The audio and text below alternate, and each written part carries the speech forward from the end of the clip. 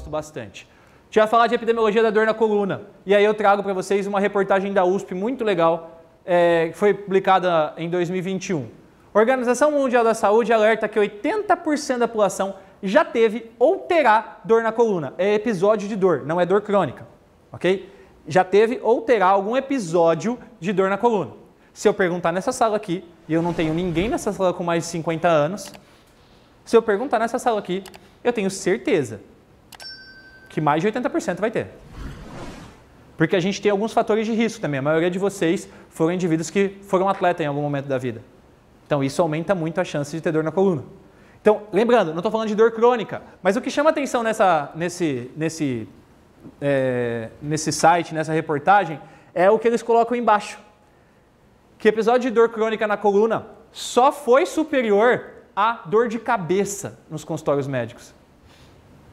Vocês têm ideia que é a segunda causa que vai mais para médico em virtude da dor? É a dor na coluna. É a segunda causa. Só perde para a dor de cabeça ao longo da nossa vida. E que a gente consegue evitar isso com uma coisa que nós temos, que é o conhecimento sobre o exercício físico. A hora que a gente fala sobre dor no mundo, 65% da população mundial sente dor na coluna pelo menos uma vez no ano. E 84% pelo menos uma vez na vida. Avançando, em indivíduos entre 7 e 19 anos, a prevalência de dor crônica é de 12%. Agora, olha, eu estou falando de dor crônica.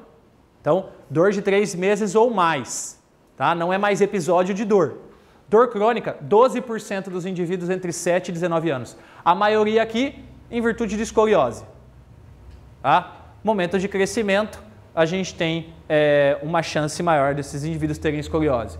A prevalência mundial de dor crônica na coluna varia entre 12% e 33%.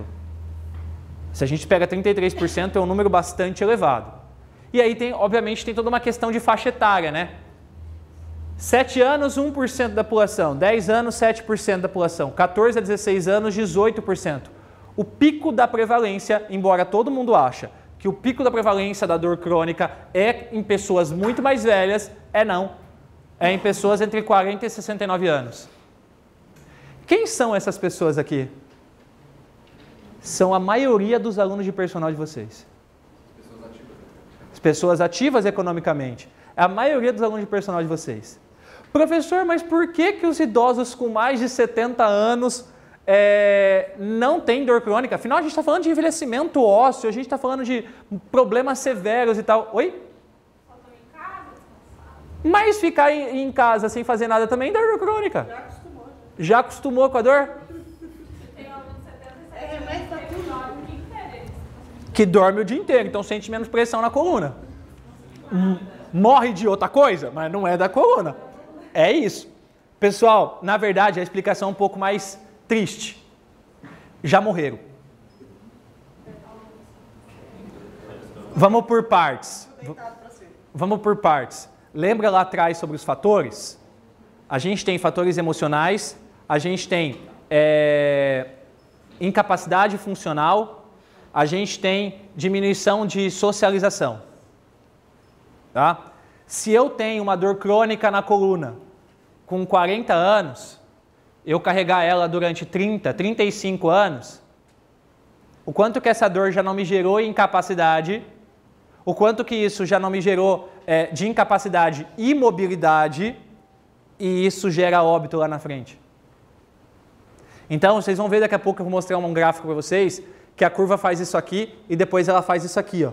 Ela fica retinha. E depois você começa a ver uma tendência de queda. As pessoas já morreram. A gente está falando de uma população que vive, em média, 75 anos, mais ou menos, aqui no Brasil. Tá? Se você for pensar no mundo, é até um pouco menos. Tá? Mas as pessoas já morreram. Então, o pico vai ser entre 40 e 69 anos, que são a maioria dos alunos de vocês. E aí, quando fala disso no Brasil, olha lá. Prevalência no Brasil é um artigo bem recente, tá? Que teve aqui uma porrada de 60 mil pessoas, 60.202 pessoas nesse estudo. 18%, 18,5% ficou a prevalência de dor crônica na coluna na nossa população.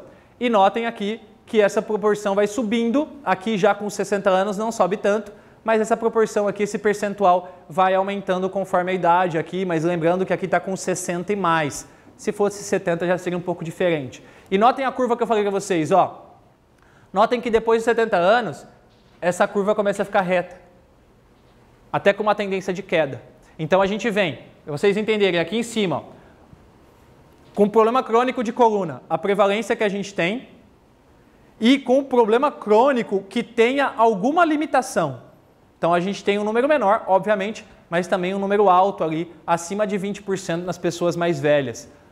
Isso quer dizer que você vai ter um aluno com esses problemas crônicos e que isso está relacionado à intensidade da dor. Então notem aqui, a gente tem uma intensidade leve de 32% e pessoas com intensidades maiores, com mais severas intensidades, 16% dessa dor. E pessoas mais velhas, com 75 anos ou mais, 20% delas têm dor intensa. Então, quando alguém falou assim, ela já nem sente mais, ela já não reclama de dor, até porque a gente tem muito idoso que acha que é normal, né? Normal, sentir dor é normal e tal. Então, eles têm a maioria deles com dor crônica, só que se vocês olharem as dores mais intensas, tá aqui, ó, entre 50 e 54 anos, são as pessoas que sentem mais dor intensa. E o que isso atrapalha? Isso atrapalha simplesmente aqui, ó. Esse é um gráfico mundial sobre dor crônica na coluna, que mostra o seguinte, esse azul está bem clarinho aqui no Brasil, mas para vocês, tudo que está bem clarinho aqui de azul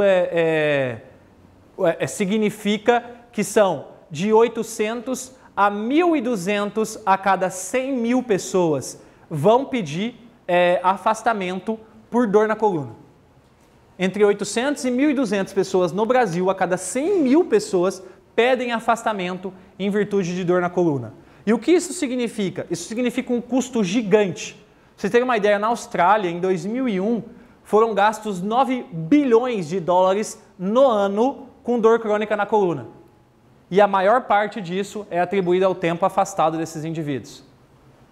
A gente tem, nos Estados Unidos, em 2006, 100 bilhões gastos. Só que desses, 600 milhões era só para afastamento. Ou seja, as pessoas geram um gasto muito grande. Por isso que grandes empresas têm trabalhos de ginástica laboral, por exemplo. Qual é a função da ginástica laboral? É fazer o cara ficar ativo? Não. É quebrar a barreira do estou completamente fora de postura, colocar ele numa postura adequada e falar para ele o seguinte, tá vendo? Precisa se exercitar.